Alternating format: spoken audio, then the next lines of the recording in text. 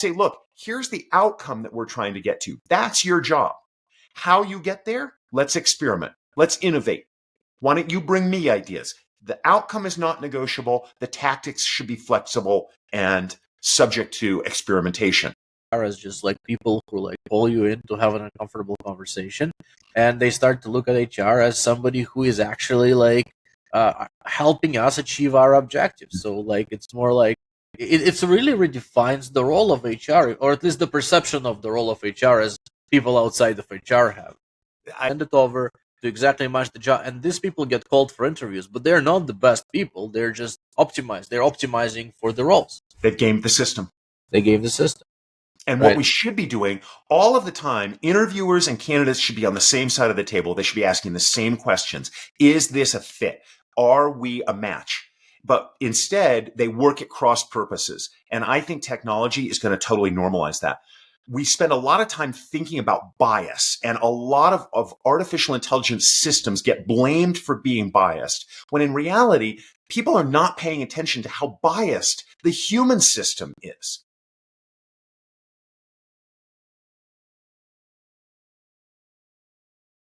Hi, everyone, and welcome to another episode of What About AI Agents podcast. Today, with us, we have Scott Morris.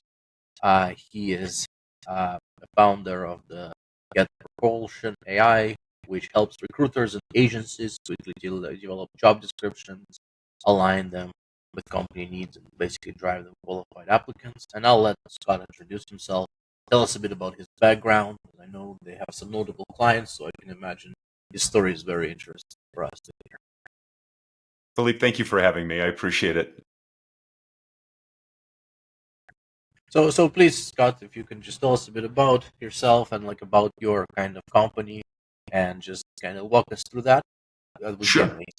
Sure. Let's start with kind of where I came from. I've been in the profession of HR for about 25 years, and 20 of those have been in a C-level role as a chief people officer or a chief HR officer in organizations as large as 15,000 and organizations as small as 250. And I actually, Philippe, I feel really thankful for the breadth of that experience, because if at least in my experience, if your career is sort of doing one thing for a long time, there's a lot of stuff that goes unnoticed. In a company of 15,000, obviously, you have to learn how to steer strategy and look down the road and see obstacles coming and think about the future. In a company of 250, nobody cares what your title is. Nobody cares who's in the C-suite. Everybody's sleeves are rolled up.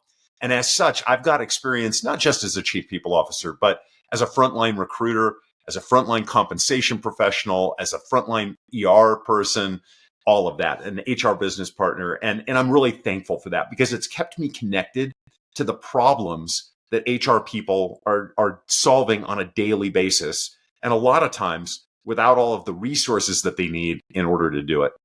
Now, about a year and a half ago, I left being a chief people officer and started a software company. Now, I'm a non-technical guy, and I've learned to adapt to a really highly technical world. But that has been a masterclass in humility, because at every turn, seemingly, there is a technical obstacle that I don't understand.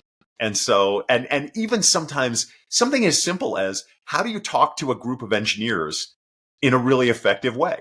I had limited experience doing that on technical subjects, and I'm learning to do that as we go. But I'm really lucky that I have a great group of engineers who have taught me and coached me as we went.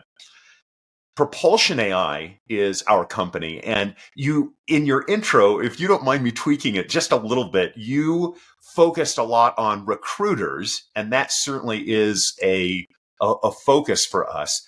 But our focus is much broader than just recruitment or just talent acquisition. We're a company that helps organizations rethink role design. And surprisingly, that has a massive impact on the results that they get in the organization. And when I say role design, how does a role that you're going to put on your team fit into the broader strategy of the organization? What are the outcomes that role needs to generate in order to drive the organization forward? How are you going to measure success? What kind of competencies and skills do you need? These seemingly are straightforward questions, and yet for most of us, it's really hard to get these things out of our head and into something that's really usable. Now, that document we generally call a job description, but it doesn't really matter, to be honest with you, whether you have a good job description or not. What matters is that you, as the boss, have your head around all four of those things: how the role fits strategy, how you're going to measure success, what the competencies and skills are. Because once you understand those things, if you're hiring, you're going to talk to top tier talent differently, and you're going to become a talent magnet. If you've already got somebody in the role, you're going to manage that person differently. You're going to think about their learning and growth and development path differently. So this role design concept is really important to almost every aspect of what we do with people in an organization. Yeah, and I think from my previous experience, I know that a lot of job descriptions these days, especially in technology sector, they like require 20 years experience with 5-year technology, and they just like, you must have 10 years, 15 years, 20 years that. And I remember when I was in the private sector, we'd get these candidates and they'd come for an interview like, I have 10 years this, 10 years this. I'm like, I don't give a shit how many years you have. Tell me the stories, like explain to me your experiences, right? It's almost like, and with the introduction of AI into all of these things and the introduction of agents, a lot of the current roles are getting redefined. So maybe you can speak about that and how your customers are approaching that. Yeah, and let me tell you a question that we get a lot. And funny enough, Philippe, the question usually comes from somebody who is thinking that they don't need Propulsion AI. And later they discover that they actually do need Propulsion AI and they become customers. And the question they start with is, why wouldn't I just go to ChatGPT? I can go to ChatGPT, I can type something in, I can get a job description. And the answer is, you know what? If all you want is a list of bullets that's cut and paste from the web, go to ChatGPT, because it is going to do the generic large language models are going to do a really good job of what we've done by hand for a long time, which is just cut and paste stuff from their training set. But what Propulsion AI does differently, and why our customers come to understand that difference, is that we lead you. You lead ChatGPT, Propulsion AI leads you. And so if you are unsure about a role, Propulsion AI is going to help get that unsurety out of your head. It's going to help draw out those details, provoke your thinking, catalyze your thought about what you want and why it's important. And there are two places that I think go wrong when it comes to job descriptions. One is that they are very task focused and not outcome focused. That does not lead to engagement. The other is that they're, and you just made reference to this a second ago, they're overloaded with qualifications that don't matter, as you just said a second ago, right? In fact, you know what? I was laughing the other day because I saw one that said, 10 years of experience working with large language models. And I'm like, what? 10 years? Really? So both of those factors, and if I can go back for just one second to the focus on tasks rather than outcomes. When you think about it, if you're a boss, get a mental image. Who do you want on your team? You want people who take initiative. You want people who are able to work autonomously or with as much autonomy as you can give them. You want people who are all going to row in the same direction, who are clear about where you're trying to go. And then you don't want to micromanage those people because you have other things that you and only you can do that you need to do. And you need the team to be nimble and resilient, right? But what works against that? It's the very way that we think about the job. Because if I set you out and I say, look, these are the tasks that I need you to do, then I have to monitor and manage those tasks. But if I say, look, here's the outcome that we're trying to get to, that's your job. How you get there? Let's experiment. Let's innovate. Why don't you bring me ideas? The outcome is not negotiable. The tactics should be flexible and subject to experimentation. Oh yeah, and I think that's how the modern workplace is getting more and more structured towards that way, from legacy large corporations with clear task definitions and really, really boring one line roles. Like you have engineers at Google and they pass 20 interviews with Google just to go and implement a button on YouTube that doesn't ever get used and it gets like flagged before A and B testing and removed after 1 year, and you spend a year on a project that never goes anywhere. Can you Mhm. imagine going like through all this like hoops and hurdles and proving to the world that you're worthy to go work for Google, and then you come and the outcome of your work is a button that never gets implemented on YouTube, like, Yeah. and Disappointing for sure. But you know what? In some cases, I think the analogy that you might be trying to make, I don't want to put words in your mouth, but like not really thinking through that path in business leads to that outcome that I just heard you describe. And yeah. I think the same is true with roles. If you fail to think it through, you're creating that same kind of experience for the people on your team. And that's why we believe at Propulsion AI that role design is so incredibly critical. Yes, yes, yes. Now, That's I would love to hear your thought on artificial intelligence systems that are handoffs versus artificial intelligence systems that are augmenting human expertise. I think that's an interesting topic. by handoffs. You mean like they perform a specific task or a role, and then they hand it off to you, Well, or I mean, I guess I see a lot of people who expect that when they implement an AI driven system, that they're somehow going to be hands free, that they can just set that on autopilot and forget it, right? And walk away from it. And I mean, I think there are certain use cases where that could be appropriate. But at Propulsion AI, we are very much focused on augmenting human expertise rather than just providing an agent that takes over for you. well, yeah. I mean, autonomous agents, right? We talk about a lot about these autonomous agents that that can ideally, when we reach the state of AGI, they will identify what role your company is missing. They will set out, they will create a job description, and they will hire another AI to do that job. So ideally, it will be completely free of humans, and they'll figure out, well, we're missing this person to design. They will hire an agent, and they will pay them in Bitcoin. So something crazy like that. But the reality of it right now is not like that. And the reality of it is that we have people, and people are like people need something that they're certain of. The biggest problem with LLMs and agents is uncertainty. You're never certain it's not going to hallucinate and provide a completely derivative garbage thing back to you, and you always need to be there to use your expertise to check. To your point.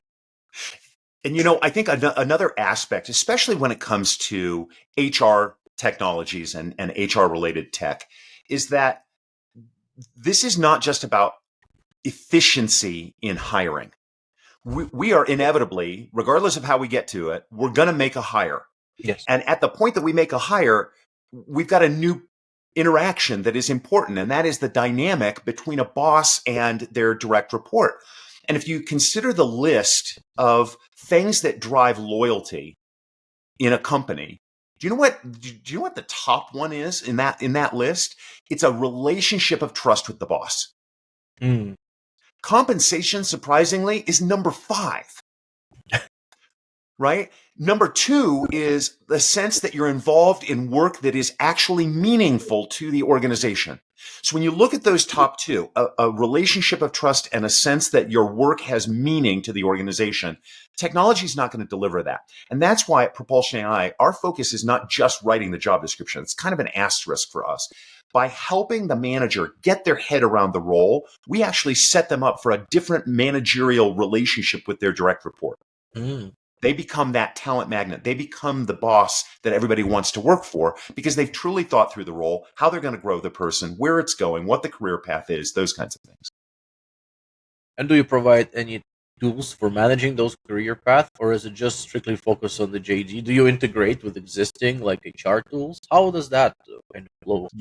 Those are great questions. And the answer is those are all roadmap items for us. We, as you know, we're a really nascent company. I don't mean to make the joke about like the roadmap, right? But we launched commercially available product in November of last year. I know what you're saying. Genius move. Come out with something in the United States around Thanksgiving in the fourth quarter of probably one of the worst hiring years ever. But we did. And so we are still gaining steam and we're still gaining traction. And it's actually been really, really good traction so far. We are anticipating that continuing, but we're very laser focused on this one aspect right now, which is role design. And then we Mm. will evolve into some of the other aspects that come farther down the talent management life cycle. Yeah, I think I also launched one of my companies in November of this year, and similarly, we saw how the market is, and we were blessed with some opportunities early on, and I'm really thankful for having access to those. But I can imagine, like, the landscape of launching things right now is an entrepreneur is tough, and I feel like the market is oversaturated with ChatGPT wrappers, and trying to position and differentiate yourself as a mature platform that people can trust. As you mentioned, it's not about you going to ChatGPT and you prompting it for 10 hours to give you like a decent job description that may or may not attract good candidates. I mean, LinkedIn can generate a job description for you in seconds. But as you mentioned, it's about what people are seeking is expertise. What people need is expertise because you don't want to spend a lot of time tweaking and tuning. You want something that works out of the box and that will help you achieve the outcomes that you want, right? And I think that point exactly is why vertically integrated SaaS is always going to dominate, generic tools and commercially free product that's out there, right? You Right. want the free product, you want the LLMs. I mean, I do, and Sam Altman does. In fact, Yeah. I've heard Altman say a number of times, we are betting on people who want us to improve because they're building better tools on top of us, and that's exactly what Propulsion AI has done. We've taken frameworks from top recruiters, HR business partners, heads of talent, chief people officers, and we've integrated them with a set of highly refined prompts and an engine that effectively guides the process for the user. It is totally turnkey, zero training, and zero experience required. Yeah, to me that sounds really good because I've done recruitment before and I feel like it's such a right now they have a lot of these legacy systems that are very expensive and they push a lot of things in and you're kind of approaching it from a different angle.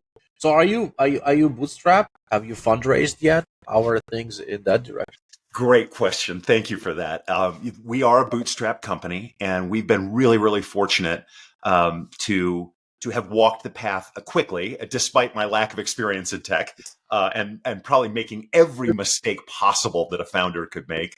But we are having some conversations right now, and we're always open to an injection of capital that is going to help us further our mission, because we truly believe that achieving that mission is going to create greater productive output for companies and greater satisfaction and engagement for individuals seeking jobs.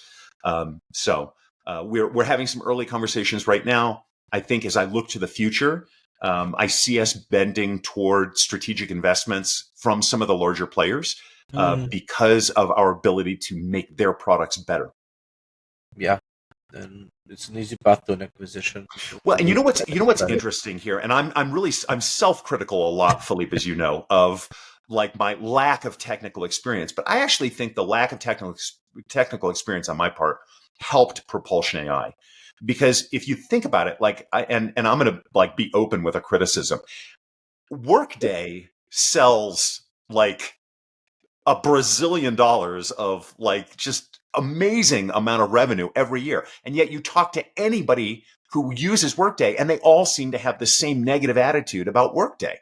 And and I think that's because, you get smart software people together and they make good software, but it's sometimes really not directly connected to the experience that you have walking in the shoes of people who actually have to solve the problems. And so we started with a group of over 100 experts, and we built, and those experts were chief people officers and vice presidents of talent and HR business partners and recruiters. And they really helped us shape what the right problems were to solve. And then we brought smart software people in to do coding and develop the application. Interesting. And what are your plans of like going to market? Sorry, I'm just kind of taking this conversation in a very other direction than uh, where I normally take it. Because we normally just talk about the future and how do we see AI agents revolutionize the space. But I'm kind of interested. Like, so how do you plan to take it to market? Do you plan to just sell it in the US? Are you open to offering it to other regions? Because I have potential partners that I can introduce this solution to, and I'm just thinking out loud. Our thought. Thank you for thinking of us that way. And the reality is we're going to start with the market that we think we can do really, really well in really, really quickly, and that's the U.S. market. Right. But when you think about these things, Philippe, the problems that we're trying to solve, they are not problems that have borders or boundaries around industry. They are not problems that have borders or boundaries around country. And I know that because I spent about 5 years working in manufacturing in Costa Rica. And the Huh. problems, the laws and the way we approach the problems are necessarily different country to country. But the problem of needing clarity, of helping managers get their heads around roles, of driving engagement and productivity by connecting people to business outcomes, those problems are universal. And so, yes, is the answer to your question, even in a long roundabout kind of way. Yes, we see this product applicable outside of the United States. We're just starting with a very laser focus because that's how we believe we're going to succeed long term. Right. Right. Oh, this is really interesting. So, where do you see the future of this technology? Can you just tell us a little bit about where do you see some of the most ripe or disruption opportunities for HR? Because I see a lot of people are launching these days. They're launching these like AI monitoring solutions that monitor every click that the employee makes, like this micromanaging solutions. Which Yeah. you can tell this work like some student in a dormitory came up with that because nobody works like that and nobody wants to work No. under like surveillance. It's like the gulag style of management. Yeah, I think if you don't mind, I will answer my best answer that I can directly to your question. Sure. But let me go back historically just a Sure. second. 1967, huge technological revolution in 1967. You know what it was? Well, The calculator. oh yeah. Texas Instruments released the first version of the calculator, and the world went crazy because one, it was great, but two, everybody thought, oh my God, bookkeepers are going to be out of jobs. And then now, and it didn't happen, by the way, but advance now to 1983, and Lotus comes out with 1, 2, 3. Yeah. And everybody goes crazy again, one, because it was great, even though it was a green screen, blocky, kind of Pong-ish program, right? But everybody thought that financial professionals were going to be out. And the reason I'm doing the historical tour is I think we're in one of those moments again. And I think we're now standing at it, looking at the future. And everybody thinks that, AI is going to take a bunch of jobs. But in reality, if you look back at those two historic examples, what the technological introduction did was it changed the way that people delivered value. In the financial sense with 1, 2, 3, the value stopped being delivered through calculations. Technology took that over. And started being delivered through analysis and strategy of financial information. And I think we're looking at the same thing here, where HR people in particular, at least for what we think about, are going to need to release some of the old ways of delivering value and adopt new ways of delivering value as technology takes over some of these tasks that technology just simply does better. So can we drive into some more concrete examples? Like what areas do you think are ripe for the disruption in the HR sector? Let's say if somebody was to build some technology for HR enablement, that wouldn't be competitive, let's say, to yours, but would be complementary to yours. What would be they be thinking about? Well, I mean, I can tell you what I spend a lot of time thinking about is diamonds in the rough. If you go and post a position online today, you have a new problem, even if you've thought it through really well and you've done a really good job writing a job description and you've done a really good job converting that job description into a posting for the web, a marketing document, you have a new problem. It's called 500 applicants. In some cases, 1,000 applicants. And regrettably, some of those are coming within the first couple of minutes. A human recruiter is overwhelmed by that volume and cannot effectively address that. So let's assume that you have a pool of 500 people. What are you going to do? Yeah. In today's world, that human recruiter uses keywords to screen out probably 470 of 500 who never get a chance to make their case about why they're right. Technology can play a total game-changing role in that by taking the screening interview. And I think that's the next place that we're going to see. But the importance of that is not that it's a handoff. It's that every single candidate, this is back a reference back now to my diamond in the rough comment. Every single candidate should have their chance to make the case for why they're right for that role. And until you get the human out of it, that is not going to happen.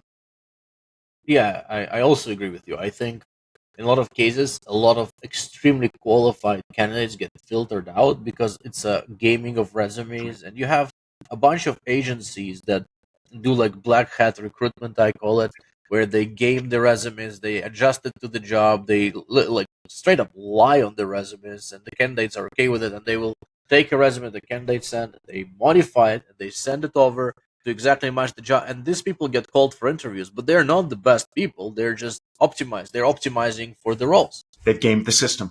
They gave the system, And what right? we should be doing all of the time, interviewers and candidates should be on the same side of the table. They should be asking the same questions. Is this a fit? Are we a match?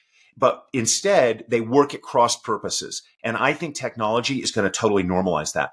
We spend a lot of time thinking about bias, and a lot of artificial intelligence systems get blamed for being biased, when in reality, people are not paying attention to how biased the human system is and how completely flawed the human system is. Now, I'm not saying we don't need ethical guidelines. I'm not saying we don't need guardrails. I'm not saying that there isn't bias within artificial intelligence technology. It's always a function of the training set. However, I think there's more opportunity for bias in the human case than there is with AI if we are thoughtful about how we're building it and deploying it.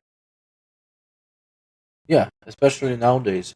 And so you think that, let's say, outside of the recruitment sector, where there's obvious ability to use like real-time AI agents, they can come on calls, they can conduct interviews, pre-screens, and provide you with the details based on like analysis of that particular pre-screen and how that person behaved.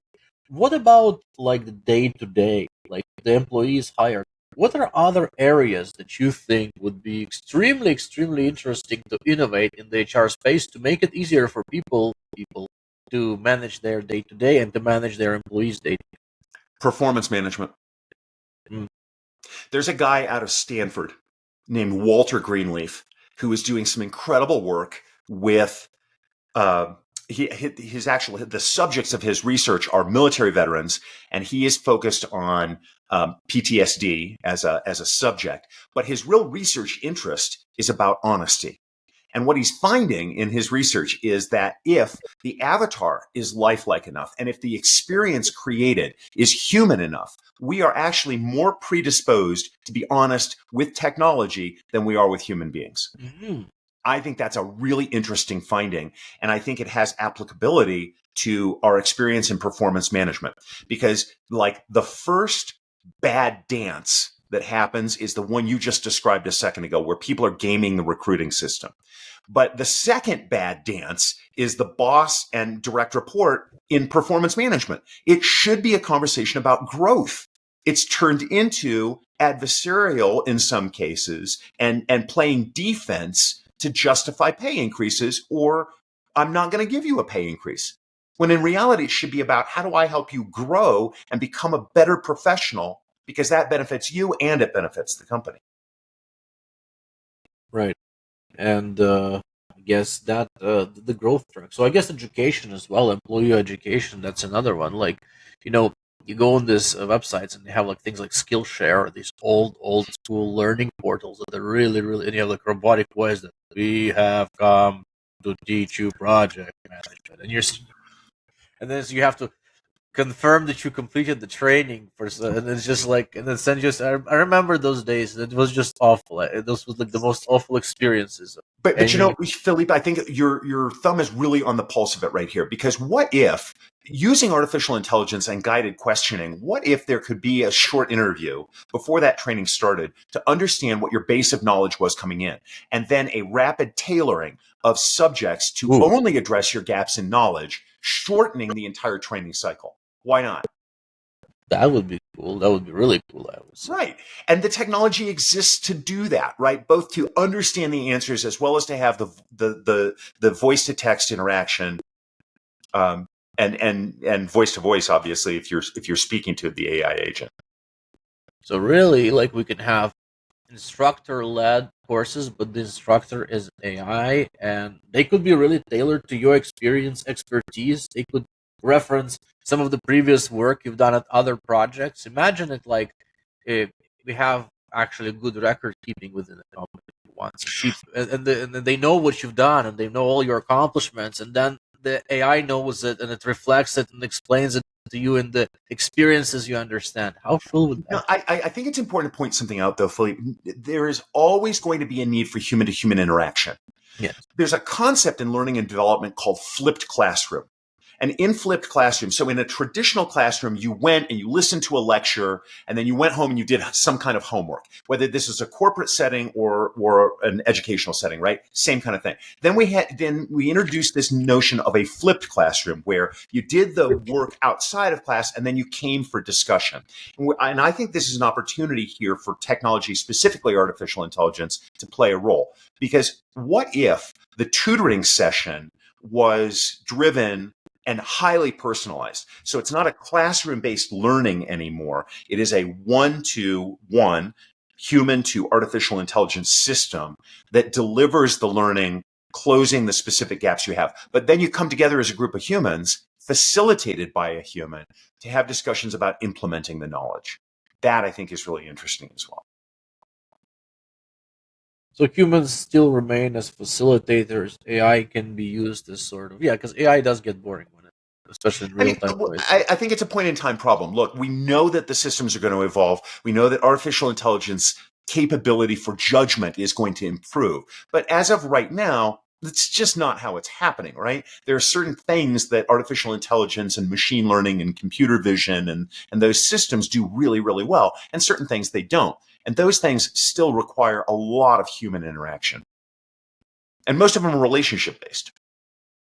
Yeah, yeah, and tracking these relationships and how does HR currently manage? Like, how do you know how the employee is feeling? How do you know if the employee is overloaded? Like right now, these things are just like if employee complains, but then employees are scared to complain because then it becomes an HR issue, and then they're also like, and then I guess there's a lot of legal and compliance stuff that relates to HR as well, because HR still represents the company. So how could AI assist in these compliance-based interactions with Well, employees? that is a great question, and I'm gonna let me give you an example sourced from my personal background. My last corporate assignment, we were a private equity owned company, and we were merging together four previously independent SaaS businesses. And my team had to write or rewrite 400 job descriptions, and it took us 13 weeks. With the tool created that we just released at Propulsion AI, that writing would have been done in an afternoon. Mhm. The reason that it would have been done in an afternoon is that we would have been able to say to every manager, you are accountable for your own direct reports. Mhm. My team then would have played a much higher role. And so when the role would have been coordination, the role would have been strategic guidance, the role would have been thinking about job families, the role would have been interrogating KPIs and key results and OKRs and like why those and do they really fit together. It would have been a much more strategic role. And I think, when it comes to the compliance subjects, right, the first way that artificial intelligence makes those better is it frees the humans to think about other things. And that's why we're big advocates of every place that we should be putting in a technology solution as long as tech is going to do that job better than humans, not because it replaces humans. And look, I mean, I've read the stuff the same as you have about layoffs related to AI, and I just think it's bullshit.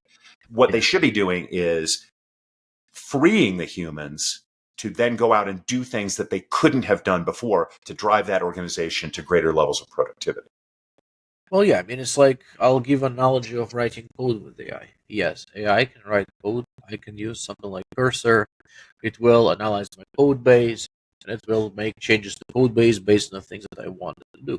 But now my role becomes more strategic, and I need to make sure that it doesn't ruin my code base, it doesn't write garbage code, that it analyzes things properly, thinks properly. So now you become like an overlord over AI, and you overlord it basically, and you just control it. But to your point, HR moving away from recruitment, job descriptions, and mundane work, and actually focusing on the company helping achieve its OKRs and strategic and key objectives. That would be an amazing transformation where HR people stop dreading HR as just like people who like pull you in to have an uncomfortable conversation, and they start to look at HR as somebody who is actually like helping us achieve our objectives. So like it's more like it's really redefines the role of HR, or at least the perception of the role of HR as people outside of HR have.